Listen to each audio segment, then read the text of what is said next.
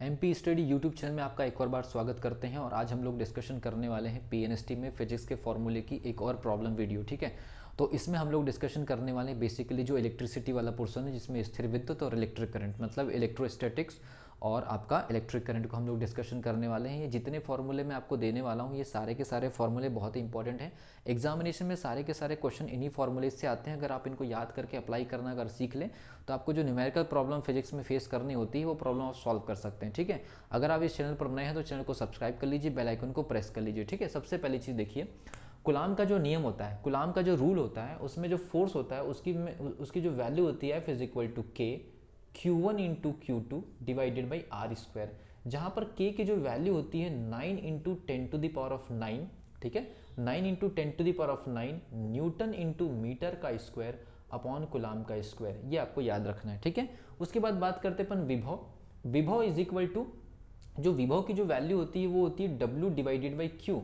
जो electric charge पर जो वर्क होता है उन दोनों का जो अनुपात होता है या रेशियो जो होता है वो क्या कहलाता है, आपका विभव। उसके बाद इलेक्ट्रिक फील्ड कैपिटल E की जो वैल्यू होती है, कैपिटल E जो होता है फोर्स अपॉन Q, जो इलेक्ट्रिक चार्ज पर जो फोर्स अप्लाई होता है वो कहलाता है आपका इलेक्ट्रिक फील्ड। उसके बाद बात करते हैं परावैद्युतांक मतलब dielectric constant capital K, इसकी जो वैल्यू होती है epsilon medium divided by epsilon zero, और एप्सिलॉन जीरो को बोलते हैं वैक्यूम मतलब निर्वात की विद्युतशीलता, और इसकी जो वैल्यू होती है 8.854 इंटू 10⁻⁻12 यूनिट इसकी यहाँ से कैलकुलेट की जा सकती है, क्योंकि ये जो स्मॉल के जो होता है ऊपर में जो स्मॉल के है इसकी वैल्यू जो है 1/4 एप्सिलॉन जीरो।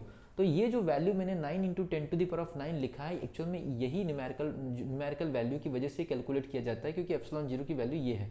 तो इसको बेसिक समझते हुए आप इसकी यूनिट निकाल सकते हैं। ठीक है, उसके बाद बात करते हैं अक्षीय स्थिति में मतलब एक्सियल पोजीशन और नॉन एक्सियल पोजीशन में, अक्षीय स्थिति और निरक्षीय स्थिति में जो विद्युत क्षेत्र की तीव्रताएं आती है उनके अनुपात, तो ई अक्षीय डिवाइडेड बाई ई निरक्षीय। ठीक है भी, लेकिन ई निरक्षीय में कंडीशन होती है theta is equal to 90 degree.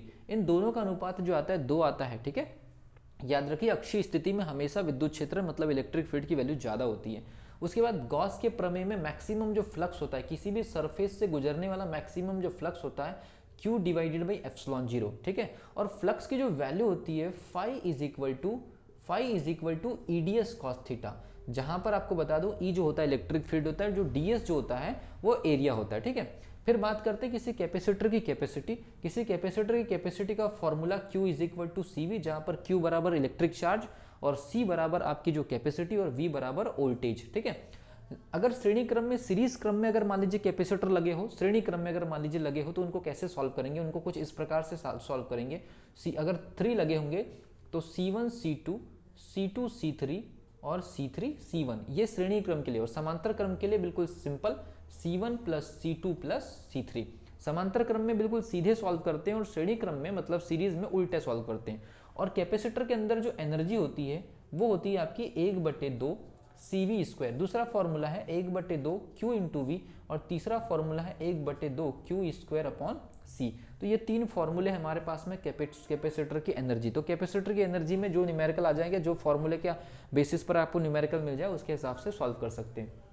ओम का नियम आप जानते हैं V is equal to IR होता है। ठीक है, जूल प्रभाव आप जानते हैं capital H is equal to I square RT होता है। शक्ति जो होती है P is equal to V into I होती है। ठीक है, समांतर क्रम में जो हम प्रतिरोध को सॉल्व करते हैं वो कुछ इस प्रकार से करते हैं, R is equal to R1 R2 R3, और ये हो जाएगा R1 R2 R2 R3, और ये हो जाएगा आपका R3 R1। श्रेणी क्रम में किस प्रकार से हो जाएगा वो बिल्कुल सिंपल है, R1 R2 और R3। तो इसको सॉल्व करने की बेसिक टेक्निक सिर्फ यही है कि आप कैपेसिटी के जस्ट उल्टा सॉल्व करते हैं। यहाँ पर आप देखिए श्रेणी क्रम में उल्टा सॉल्व कर रहे हैं, यहाँ पर आपका समांतर क्रम में उल्टा सॉल्व हो रहा है। किरचॉफ का जो रूल होता है वो कुछ इस प्रकार से होता है, Q1 plus Q2 plus Q3 किसी जंक्शन पर कितना हो जाता है, 0। समस्त जितने भी इलेक्ट्रिक चार्ज या जितनी भी धाराएं होती जंक्शन पर, उनका जो एल्जेब्रिक समेशन या बीजगणितीय योग कितना होता है, 0। ठीक है, प्रतिरोध capital R is equal to rho L upon A। याद रखिए रो को विशिष्ट प्रतिरोध कहते हैं, जो उस पदार्थ की या उस मेटल की केमिकल प्रॉपर्टी पर डिपेंड करता है, जबकि R जो है उनकी लेंथ और एरिया पर डिपेंड करता है। और भी बहुत सारे फैक्टर हैं जिनके ऊपर R डिपेंड करता है, टेम्परेचर है, प्रेशर है, डेंसिटी है, ये बहुत सारे ऐसे फैक्टर हैं, इनको आप स्टडी कर लीजिए। उसके बाद सेल की धारिता हम हमेशा इलेक्ट्रिक चार्ज के रूप में ज्ञात करते हैं, और सेल की जो धारिता होती है वो होती है I इंटू टी, मतलब I फॉर एम्पियर और T फॉर टाइम।